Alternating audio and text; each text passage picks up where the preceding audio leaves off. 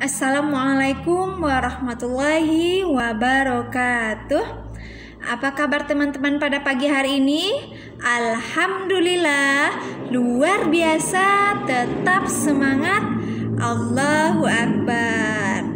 Nah, teman-teman semuanya, ketemu lagi dengan Zahita pada pembelajaran 6 tema 2, bermain di lingkunganku. Nah, teman-teman semuanya, Zahita doakan semoga teman-teman semuanya dalam keadaan sehat walafiat. Sebelum kita masuk kepada pembelajaran 6, marilah kita berdoa. Ista'id wahidun isnani ikro doa. Doa sebelum belajar.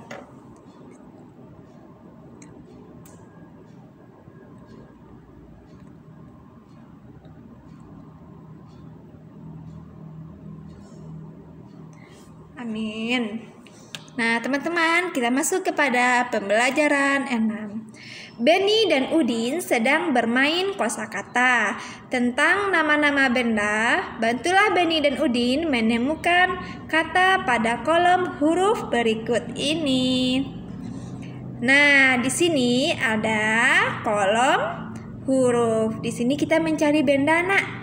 Benda-benda, ada benda padat dan benda cair, dan bisa juga benda gas. Nih, nah di sini kita lihat ya. Oke, di sini ada benda padatnya, ada sapu, meja, ada udara, ada boneka, ada air. Udara benda gas, air benda cair. Nah, selanjutnya di sini ada kegunaannya. Nah, tadi kegunaan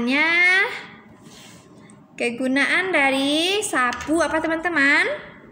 Sapu gunanya untuk menyapu, wujudnya padat.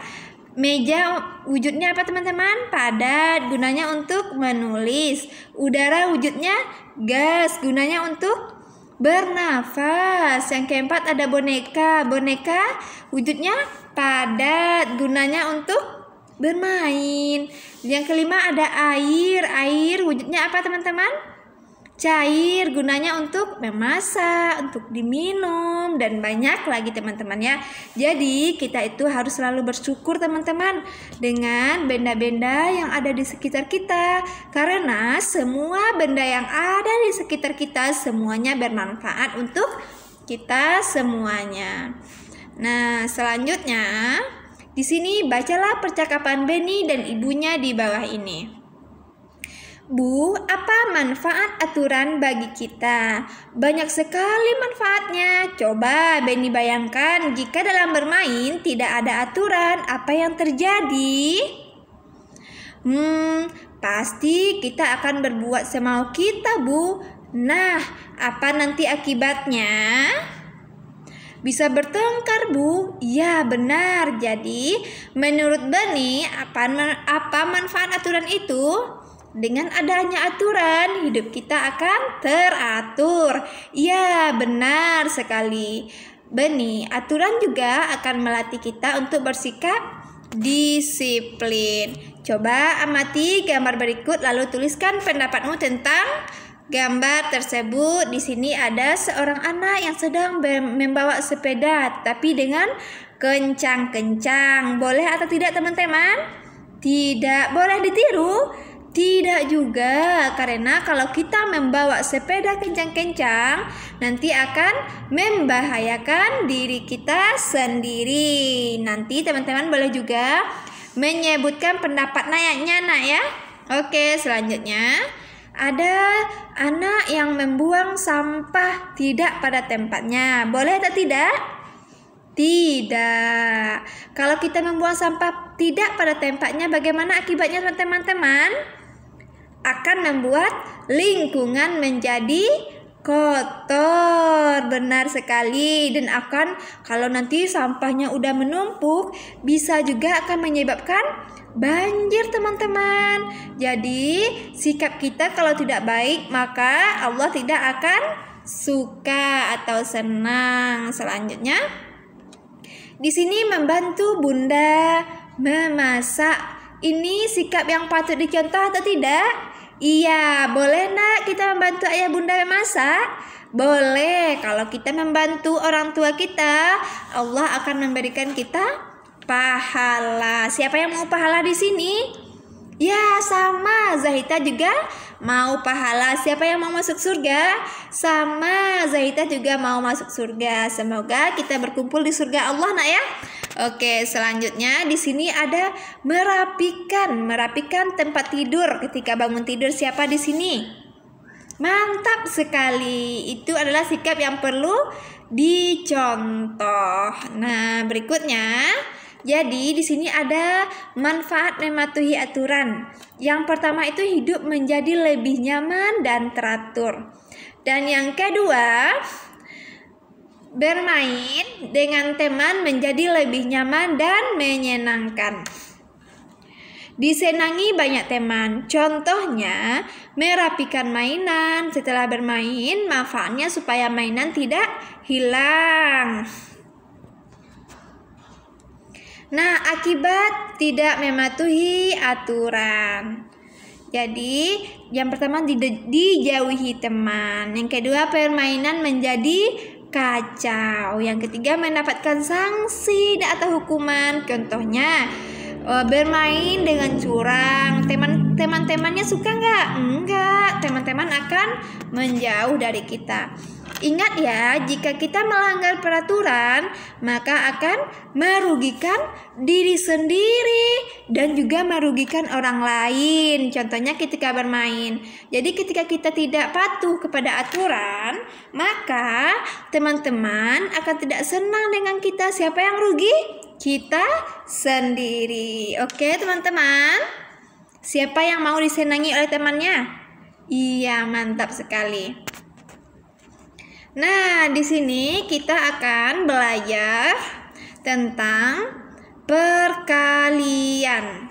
Di sini ada perkalian yang hasilnya 15. Dan coba kita lihat tabel di sampingnya, teman-teman. Nah, iya, di sini kita lihat ada yang tabelnya ada yang apa? Perkaliannya dan ada hasilnya. Di sini ada yang hasilnya 15. Contohnya 3 dikali 5 hasilnya 15. Apalagi teman-teman? Nah, yang 15 tarik ke kiri ada angka 5. Tarik ke atasnya ada angka 3. Berarti 5 dikali 3 juga hasilnya 15. Dan kita ingat lagi konsep perkalian dengan angka 1. Angka berapa saja yang dikalikan dengan 1, maka hasilnya angka itu sendiri. Jadi 1 dikali 15 berapa hasilnya? 15. 15 dikali 1 berapa hasilnya? Juga 15. Nah, di sini berikutnya ada yang perkalian hasilnya 24. Kita cari dulu yang hasilnya 24. Nah, yang pertama kita tarik ke kiri. Ada angka 3 dikali berapa ya?